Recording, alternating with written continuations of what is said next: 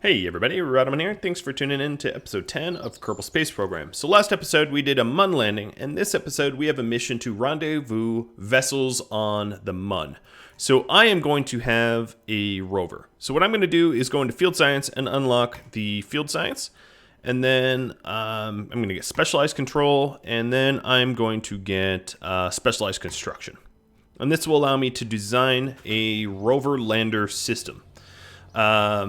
I've already sort of built this to save a little bit of time on this episode, but I will explain everything as I go. I will actually demonstrate how it's going to work as well. So what I'm going to do is start a new craft called RHD-10. Let's save it.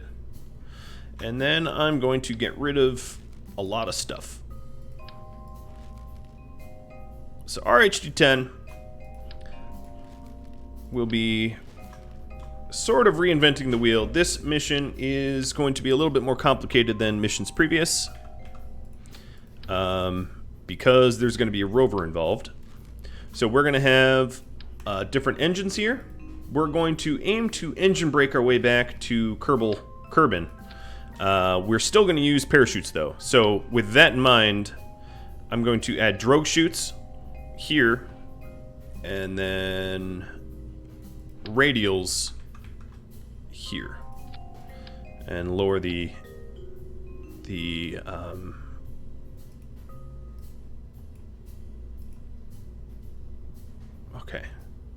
lower the solar power panels on a different.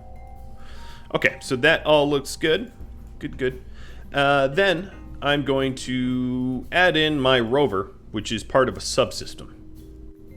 So let's go first off to a clampotron, which is in coupling, and put a clamp at the bottom of this, like that. And then click out to advanced mode, go to subassemblies, and add Mun rover. Boom, done. So I designed this rover, and let me explain the design. These are decouplers to decouple the rover from the craft, and then to decouple the decoupler from the other decoupler. This will make sense when I demo it. The rover has a core, a command pod, so that it can be unmanned, and then also a seat. They weigh the same, so they balance out. It has batteries. It has landing gear and wheels. It has a ladder symmetrically placed. Hold on, this one's not symmetrical. Alright, symmetrically placed so that we can climb back onto it. And solar power panels, which will extend and well, yeah, they'll stay extended, but these aren't, there's no symmetry to these yet. Alright, so what I'm going to do is put these like here.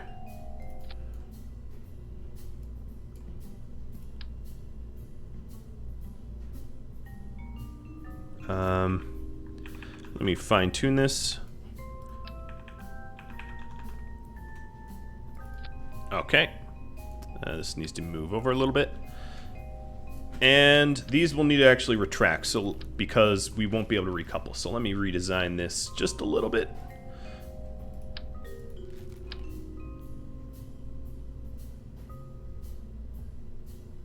Okay. These are retractable now.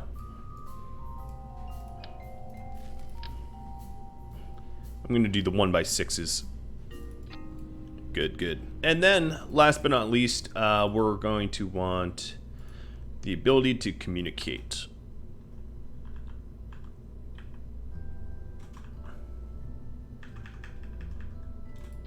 And then when these extend,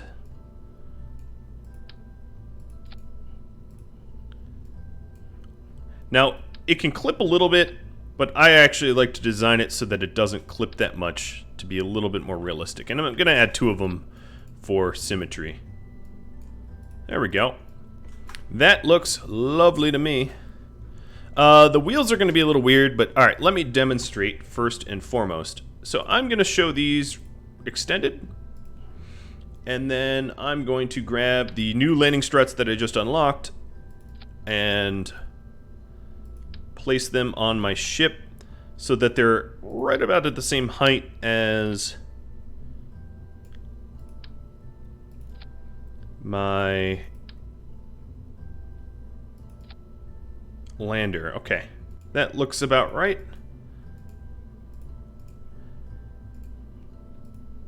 Cool. Let's save and start with these extended. So this is pretty much what's going to land on the Mun. So let me go ahead and demo what this looks like. And then we'll have to add the rest of the ship so that we can actually get to the Mun. And hopefully I do that well. We'll have to see. We'll have to see. Okay, so here is this little craft. I'm going to turn on the brakes, and then I'm going to... Oh, you know what? I haven't done my decoupler correctly. So let me revert to assembly real quick. Oh no, it's there correctly. It just didn't look correct. I don't know. That's kind of odd.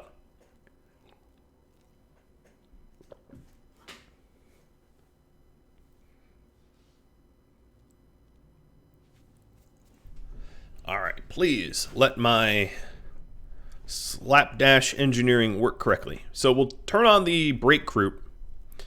Yeah, okay, now I can see them. And this decoupler is set for very low force, so it doesn't smash the rover into the ground. Now I'm going to EVA out of my primary ship. I'll just let go. I actually broke the high gain antenna letting go like that, but that's okay because this is just a test. In the real thing, I'm not going to just like let go and smash into the antenna. I'll remember not to do that. Now we can go ahead and board. And I'm going to right click and board this rover. Turn off the rover's brakes. I'm going to right click on me and control from here. And then let's go ahead and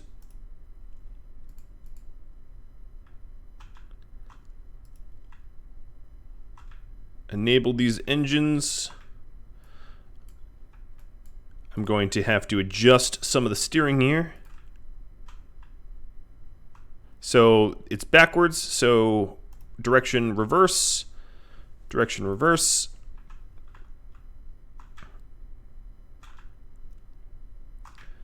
We actually, I slapped this on at somewhat of an angle, so I'll have to fix that in the future when we're ready to go. But there we go, we have our little rover, which should be able to traverse around underneath. What is colliding right now? There's some sort of collision going on, but it's not obvious what is colliding. All right, let me drive around a little bit. So this rover uses power. Oops, that didn't really work. I need to be moving for that to work. Whoa, don't go over the cliff. B is brake. So I really quickly acted the brakes there. I think the high gain antenna is interfering, is colliding with my ability to repark with my craft. So I'm going to have to readjust its location. But the idea for the antenna is that we can control this little rover remotely. Without an antenna, it won't really connect all that well. So it's only front wheel drive, front wheel power. I could have it be all wheel. Okay, something is bumping. So let me see about reverting to assembly and tweaking it a little bit. I think the engine base needs to be a little wider. That might be what's going on. So it's going to look like one hell of a weird craft. Okay, that's about right. This will definitely need struts to stay stable. The wider it is, the weaker it will be. So that ought to work. And let's see if this is good. I like a little trial and error. If I showed everything perfect the first time, you don't get to learn from my mistakes. If I make mistakes you can then learn from them. So, you know, the sort of collisions and stuff like that are kind of ideal, as long as they're kept to a minimum. So I'm going to decouple the first decoupler. This time, well, on the Mun, I will let go, and on Kerbin, my jetpack is too weak, but on the Mun, I'll be able to not collide with that high gain. Let's board. And then control from here. Motor reverse. Okay, there we go. Steering reverse.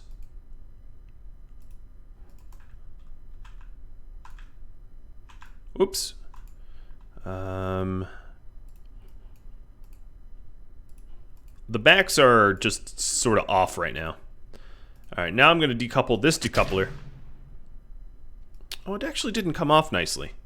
That's going to be a problem. I'm going to have to engineer that. Or just, oh, there we go. Drunken drive around until that thing comes off. Because this is how we clamp back on. My solar power panels actually might be a little bit too... a little bit too high up. So I might have to adjust that as well. But these will retract. And then the idea here is that if we want to recouple or rendezvous, which is our current mission, all we do is we park nice and underneath, and then we extend the legs here.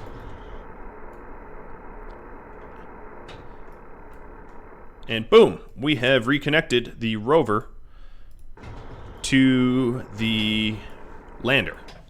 As you can see, it's now one unit. I'll even demonstrate that we could actually take off this way. And the craft is somewhat balanced enough that we can actually fly around like this, although crazy. Alright, so let's revert to assembly. And that seemed to work. That seemed to work fine. So my rover is all set to go. Again, might want to... No, it looks fine. I think we're ready to add in some new stages. So let's start retract for actions. For gear...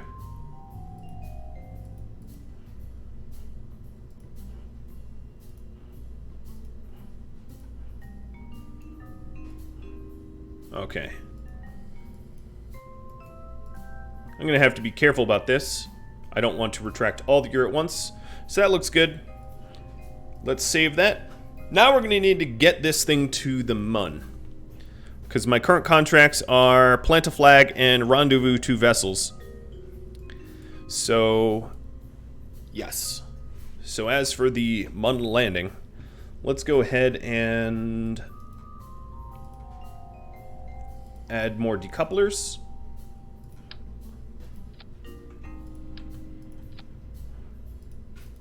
And this phase will be sort of the circularization phase. So up here, I do have one inline stability.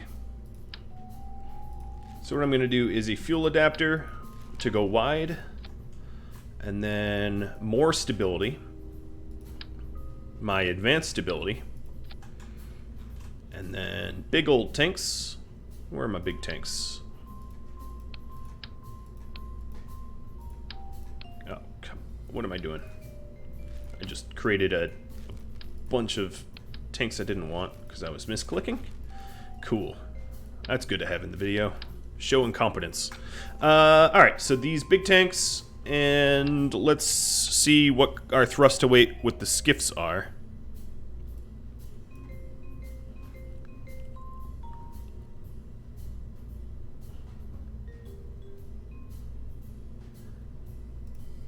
I'm gonna have to fix a lot of the staging here. Where's my, here's my drogues. Okay. I'm leaving the rover there, by the way, on the Mun. Now, I could house this in housing in a protective shell, but the Rover is a bit too big for my current shell protection, which is why I have it the way I have it, which is very poor for aerodynamics, but it's going to have to do. All right, so let's show thrust to weight and delta V. Where are my other engines? These engines are not on that phase. Okay, show all. So the thrust to weight ratio of these, all right, maybe they shouldn't be skiffs. That's going to take a long time to circularize if they are. Let's go with something with a little bit more thrust.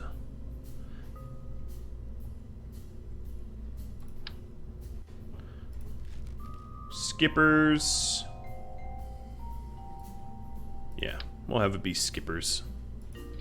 And that way, if we show the delta V, yeah, that's plenty of thrust to weight. It's actually quite a lot.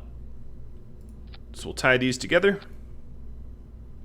I'm not even having them be asparagus staged, although I might want to do that. And as you can see, I'm just gluing them all together like this. I'm not even going to worry about asparagus staging. Asparagus staging is really nice when you're trying to have a really efficient launch or whatever, but I think I can just inefficiently launch this. And then another big old decoupler. And then below this, we'll just go overkill, as I like to do, with mainsails.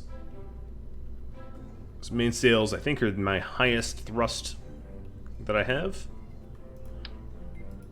And they're pretty good at getting you off planets. What is my ISP at? Alright, 285? Yeah, they're pretty good. And what would my...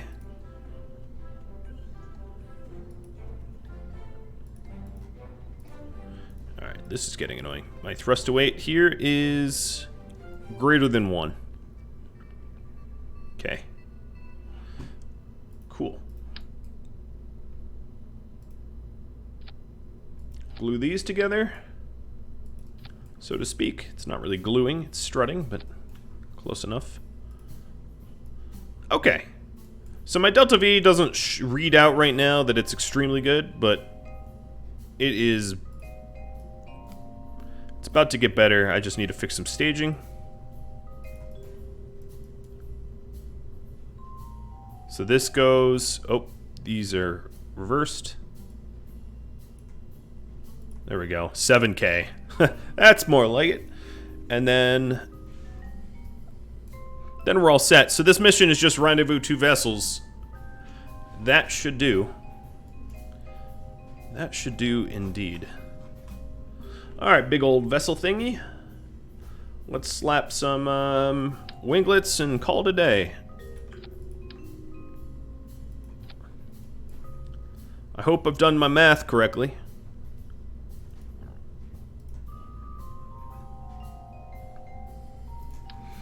Raise this up a little bit and give it some launch stability. We'll just there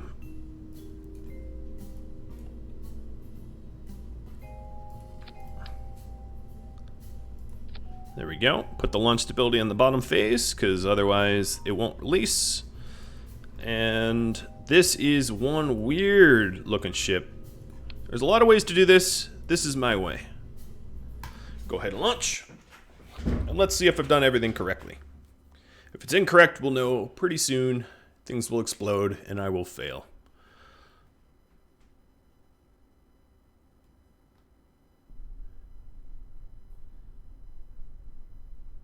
Oakley dokley. All looks good to me. Now we don't really have that high of a thrust to weight ratio, so the initial takeoff is going to be slow. And then we're going to rely on these skipper engines to do a lot of the, some of the atmo, escape velocity, and one of the good things, however, is that with the advanced reaction wheels, we'll have a little bit more control, which is nice because we have weird aerodynamics, and maybe not a perfectly balanced center of mass, although that rover is about as balanced as I could have it. For now, I'm going to disable the steering and the motors here so that they're not trying to do anything. They're dormant.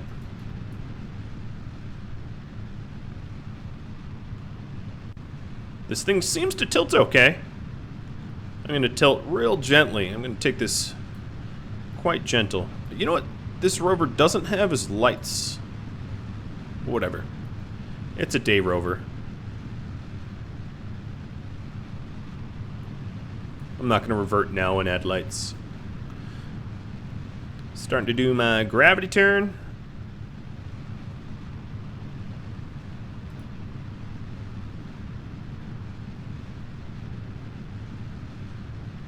Jeb is excited to be able to drive around on the Mun, I think. I hope.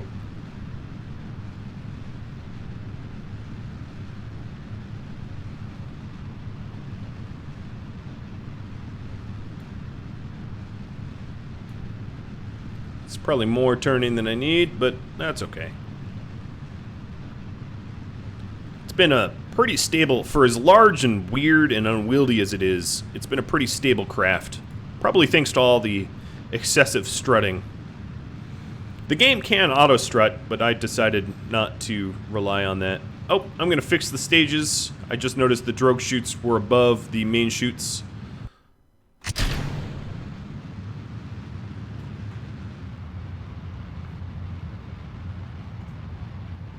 Let's take a look. Get my Apo above 70K, and then properly circularize.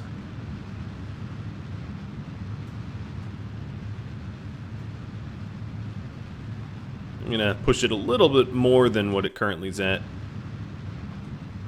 The bare minimum of 70K is not good to like sit at. So we'll take it up to 80. Give it a nice circular orbit. And as you can see, my advanced stability here makes it somewhat of a breeze to tilt this thing around. It uses a bunch of electric charge, but because my rover has so much electric charge built into it, no problem. No problem at all. All right, about 45 seconds, I'm going to start burning. I'll burn now. This is the circularization burn.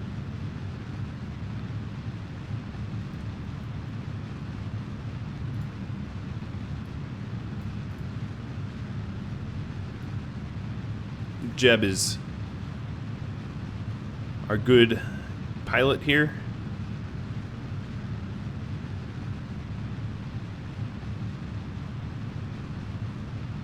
Let's turn on the see-through. Here you can see Jeb right there.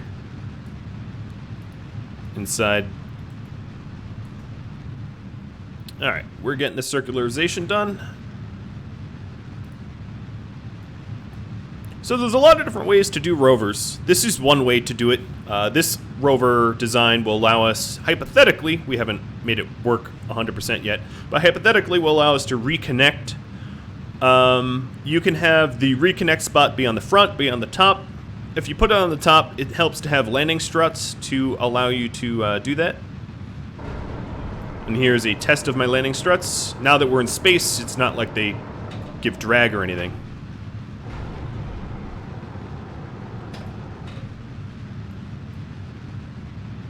I gotta focus on my maneuver, huh? Circularize is done. 90 and 79, good. Alright, headed to the Mun. Set it as a target. My ascending nodes aren't terrible. We should be able to get a intercept. Probably pretty easy. Oh, did I speak too soon? Yeah. The tilt is a little off. Alright, let's fix the tilt.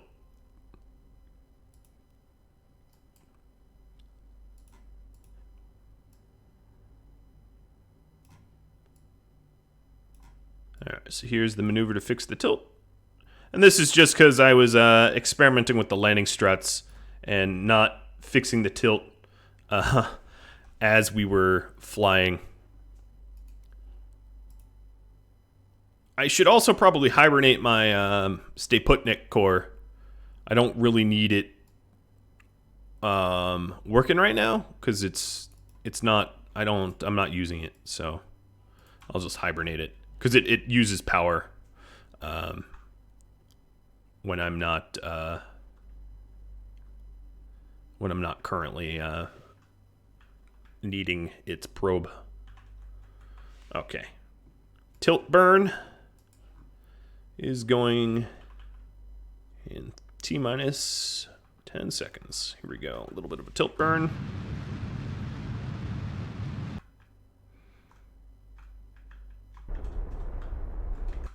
Okay, close enough. 0, 0. Yep, very close enough. All right, now for the transfer burn. It's going to be something like this. Well, a little later. Oops. I screwed something up. Definitely a misclick. All right, transfer burn. Ta-da.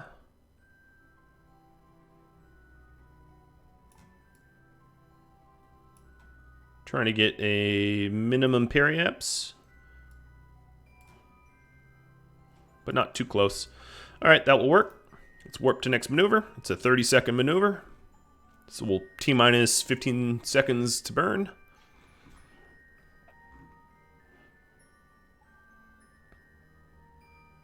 And because I hibernated the probe core, as we are accelerating time, we are not eating into our electric charge. That's something important to do on manned vessels.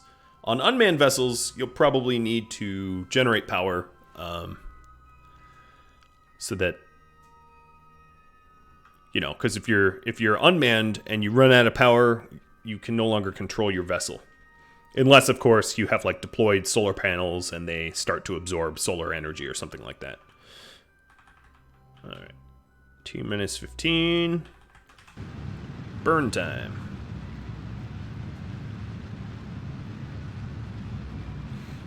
And in this mission, you get to see how to connect two things on planets.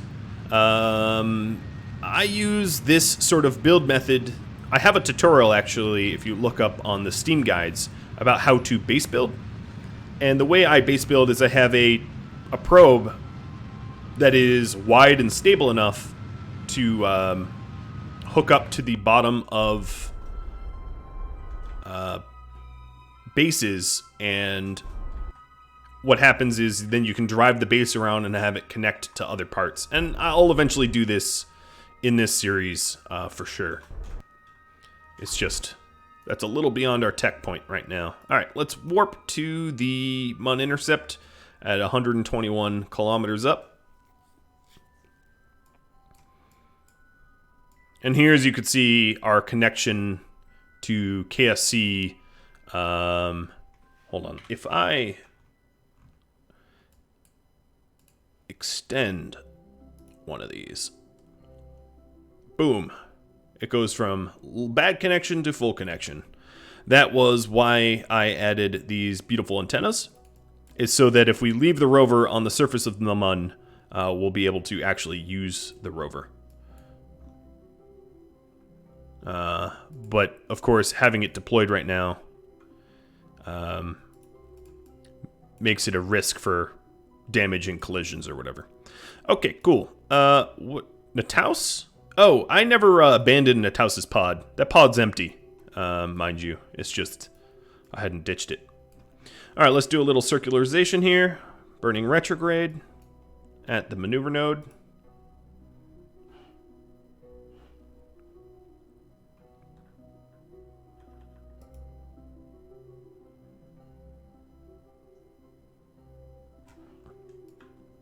Burn time of only 7 seconds.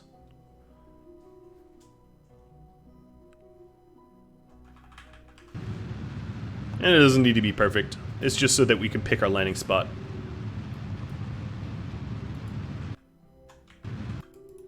Okay. Nataus, I don't want to track you anymore because it's kind of annoying to look at that. So let's aim for this crater, or a crater that's in the sun. Maybe this one, when we rotate. So let's warp to here. As you can see, yeah, my signal strength right now is really bad. So without an antenna on our rover, we would barely be able to... Yep, right now we are not connected. The only way to connect when you're on the dark side of a planet is a satellite network, which we have on Minmus, because we added that one satellite, but we don't have that on Mun. So we would really only be able to use the rover when it is... facing Kerbin. Okay, so let's go ahead and do a killing our orbit to land maneuver. And I'm going to try to use up every last drop of fuel in my big tanks here before using smaller tanks. So to properly conserve fuel.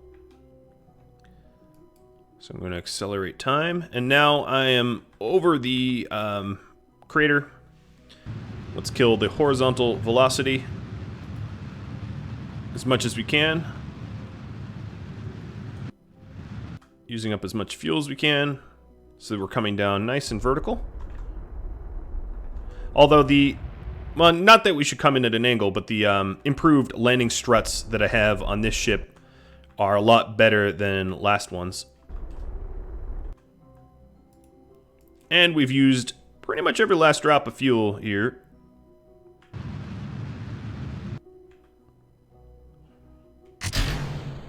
There we go.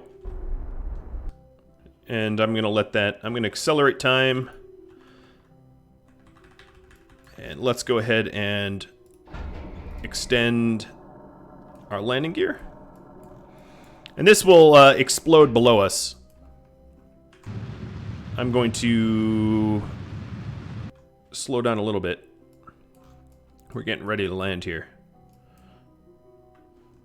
Exciting, exciting. This is the most fuel-efficient craft I could build. I didn't have any asparagus staging or anything fancy like that. This is pretty straightforward. Okay, so all that ship debris is not beneath me really anymore because it all exploded. Kablamo.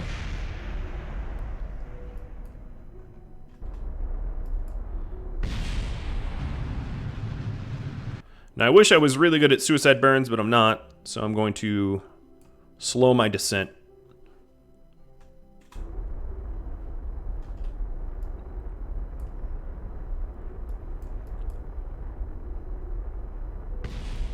It's a little tilted, but it's not going to be terrible. It's going to be pretty landable. We're 80 meters away. 50.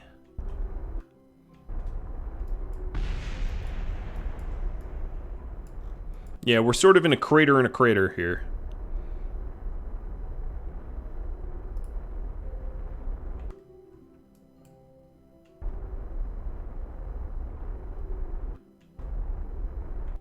Feathering it down. Alright, I'm going to physics warp to the point where we're not sliding anymore. As you can see, there is barely any space between the engines and the planet. Okay, we're done sliding. I'm going to engage the brakes so that when I detach the rover here, and you could actually just decouple. Yeah, I could just decouple like that. When we detach the rover, I guess I didn't really need these decouplers. It doesn't slide. As you can see, it's not sliding. There we go. Let's EVA. And as promised, I jetpacked away so I didn't slam into my high gain antenna, or whatever kind of antenna that is. I did mention that I was going to be careful about that. So I sort of did like an Altair jump backwards so I didn't smash anything. Now this doesn't need to be manned. I can actually control this this little rover with the probe core that I have attached. But there we go. I'm going to control from here. And then enable some motors. And try to figure out which way takes me forward. Oh, our brakes are locked on. So let's reverse both of them. And this takes me forward. I don't have steering enabled yet, so let's enable it. And inverse.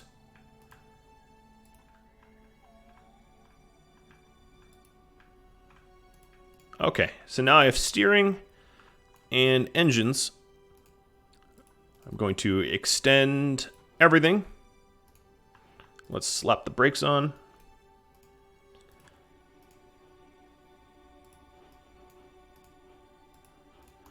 Ooh, it's pretty, right? I think it looks pretty cool. Don't have any lights on it though, but whatever. For MK1, I think it's pretty decent. Alright, I'm going to retract everything except for the high gain antennas.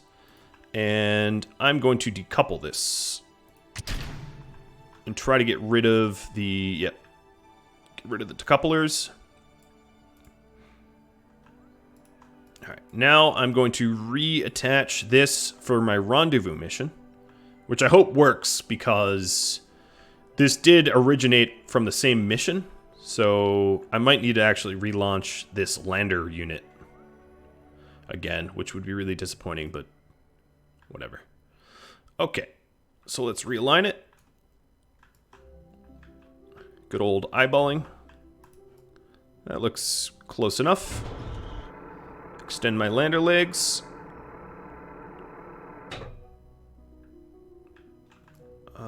It's close, but not quite there. One way to do it. Oh my god, it's gluing me. Come on, get glued. I mean, it's like magnetic, right? So it's so close that it's not even letting me down. One way to make sure that this works is, let me leave the seat. And I'm going to, like, have my... Oops. I'm going to have my ship sit on the rover. Real quick. So I need a board.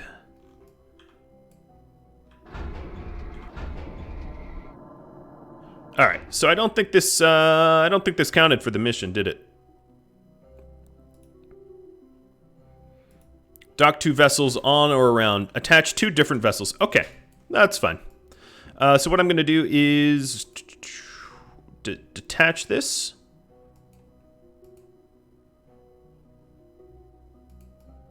Why is this not letting me detach?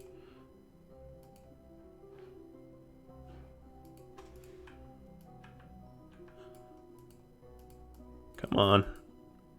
Undock.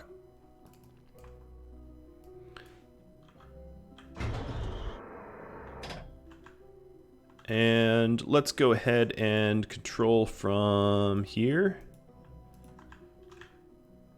And I have very low signal. So let's increase my signal.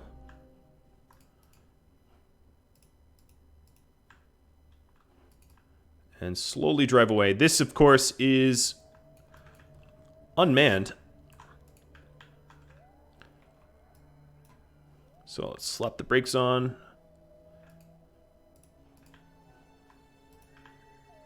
All right, why is steering not working?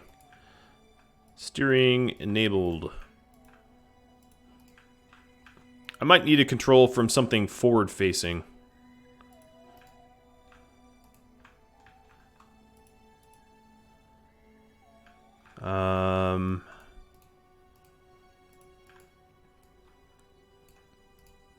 Either way, this offers me a really nice challenge of landing another one of these ships right next to this rover so that I can rendezvous them. And I'm okay with that. So what I'm going to do is pull the plug on this mission. I'm actually not even I guess I will acquire the science. So that the mission I send back doesn't need all this fancy junk.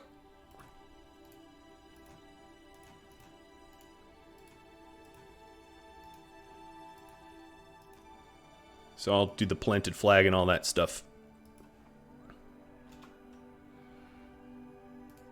My plant flag. What is... I don't even know what biome this is. Hang on. Take down that flag. Surface sample. This is Farside Crater. Okay. So now I know what to name it.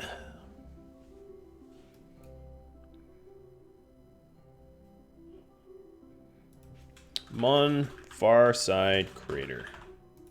Cool. Get back on that ship.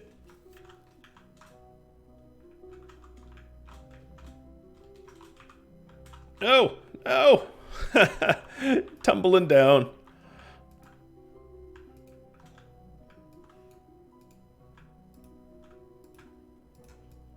Alright, I'll take another soil sample. Now that I've properly disturbed the soil with my my crashed body. Alright, so this thing is going back to Mun. I guess I really didn't need the solar power panels on this stage. Or back to Kerbin, rather.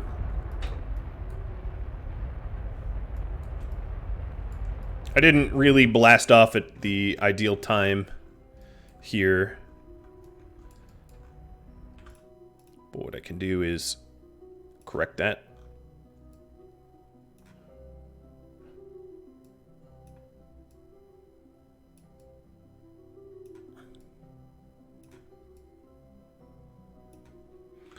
Alright, there's my next maneuver.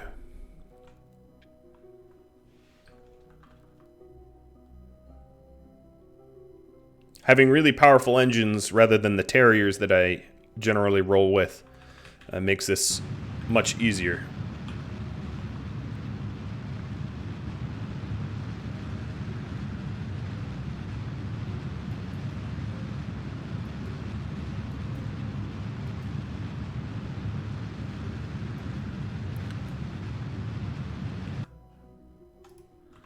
Fast forward my time. And I don't think I'm going to have enough time to do the return mission, but... Wow! Jesus! That's going to have to be next episode. I accelerated time a little wildly there. Actually, we will...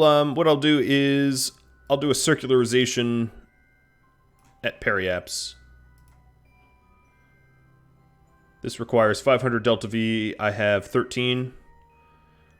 So we don't have like a crazy amount of fuel. I'm probably not going to have enough to do I'm definitely not going to have enough to do a fueled landing, but we'll try to get as close to KSC as we can.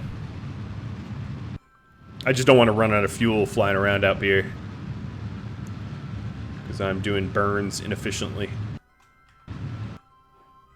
Okay. Let's warp to here.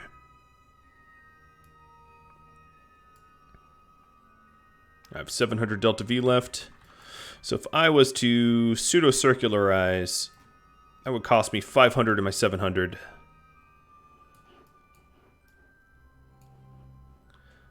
So we're going to have to be real careful here. Not to use up all the fuel and be stranded up here in orbit. And we'll do a nighttime landing. So at the Apo, I'm going to kill the rest of my velocity.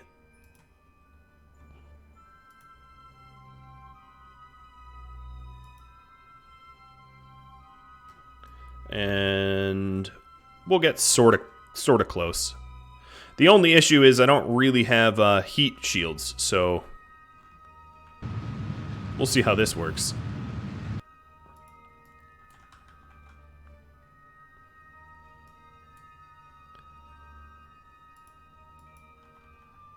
Alright, come on, tumbling down. Although this ship has plenty of drag, that's for sure.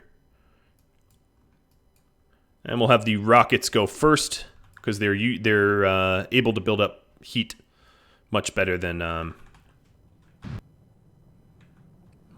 some of the more sensitive components.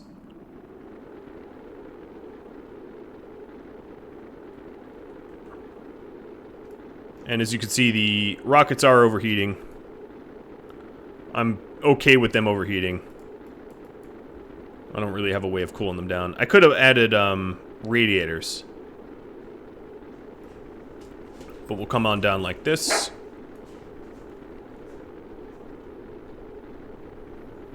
Alright. We're through the hot parts of the atmosphere, so we'll be alright.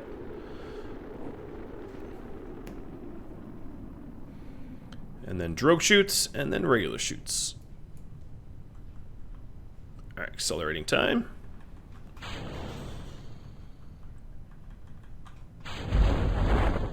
Drogues are out. Add a little bit of drag. Regulars are out. Gonna let us land.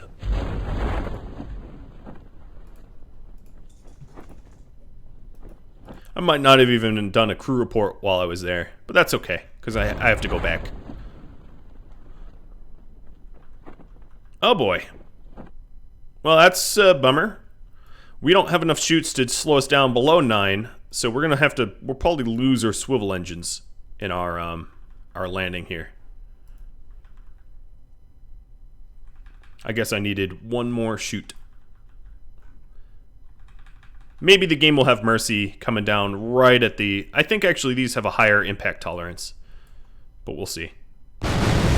Nope. They definitely did not have a higher impact tolerance. Alright, well, we'll recover the vessel. We still got all the science.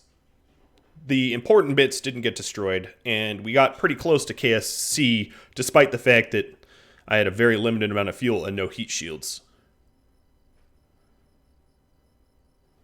Alright, so we got 94% refunded and 455 science.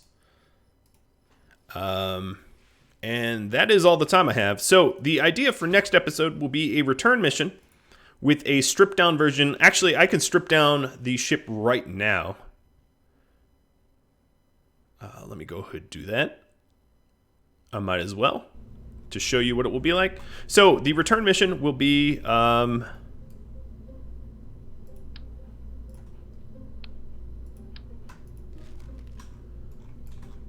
this is too high.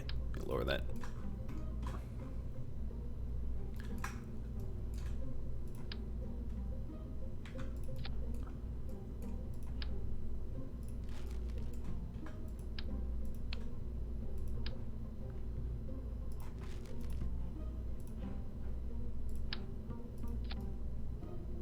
So as long as we don't change how high up this decoupler is. In fact, we should lower it a little bit because we had a little bit of challenge connecting with it. So I need to put in something that takes up just a sliver of room.